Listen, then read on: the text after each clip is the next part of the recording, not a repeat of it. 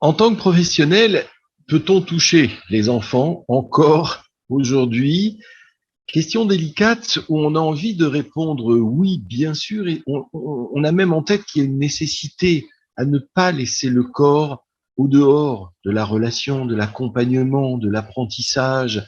Bien évidemment, de faire place au corps suppose de faire place aussi à la relation corporelle, au toucher, au rapproché corporel. Évidemment, oui, il faut qu'on en dise un peu plus.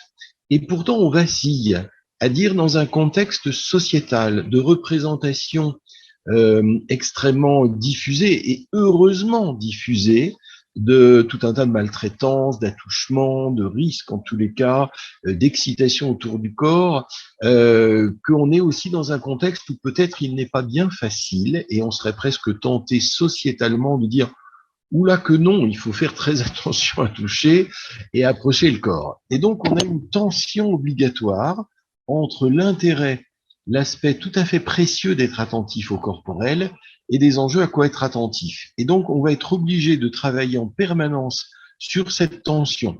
Par exemple, peut-être pour aller du côté du corporel, c'est exemplaire dans le sport, mais dans tout un tas d'autres stimulations, mais dans le sport par exemple, alors est-ce qu'il est possible de s'approcher du corps, de toucher le corps, avec comme garde-fou, peut-être de n'être pas seul. Le sport se pratique la plupart du temps en groupe, se pratique peut-être à plusieurs animateurs, avec plusieurs adolescents, et que c'est un garde-fou extrêmement précieux pour pouvoir approcher le corps avec des retenues et des éléments qui ne sont pas suspects, pas menacés, pas attaqués, etc. Et quand on est dans une relation plus individuelle, il me semble que la technique, le savoir-faire, les apprentissages fait média, fait intermédiaire entre les risques du rapproché et les enjeux tout à fait nécessaires à la pratique du sport, à la stimulation, voire à la rencontre du corps de l'autre quand le corps en souffrance appelle à quelque chose. Un adolescent ne peut être apaisé par certains endroits que quand il est mais rassemblé, tenu, touché, et refuser de le toucher pour surtout ne pas être suspect, le laisse dans une angoisse et un désarroi total. La question délicate, c'est aussi la formation, la sensibilisation, le travail sur soi. Pour qu'en effet, si on est amené à rassembler, à contenir, à toucher quelqu'un qui est dans une grande souffrance corporelle, cet élément ne soit pas surchargé de sexuel, d'excitation.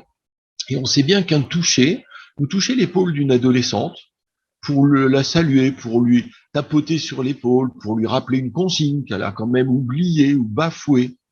Aucune suspicion. C'est un toucher qui est tout à fait utilisable. Et il y a des touchés, si vous laissez votre main de manière très longue, très insistante, beaucoup plus dans le tendre ou le câlin, qui devient inutilisable et débordante pour la société.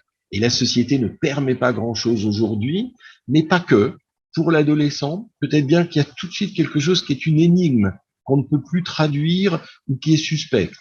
Donc le travail de la distance, le travail de la technique, le travail sur soi, les garde-fous, du tiers, du symbolique, de la corporation, des savoir-faire, de peut-être être à plusieurs, à beaucoup d'endroits, sont des éléments qui vont permettre de traiter cet intraitable du oui, il faut absolument du corps et du toucher.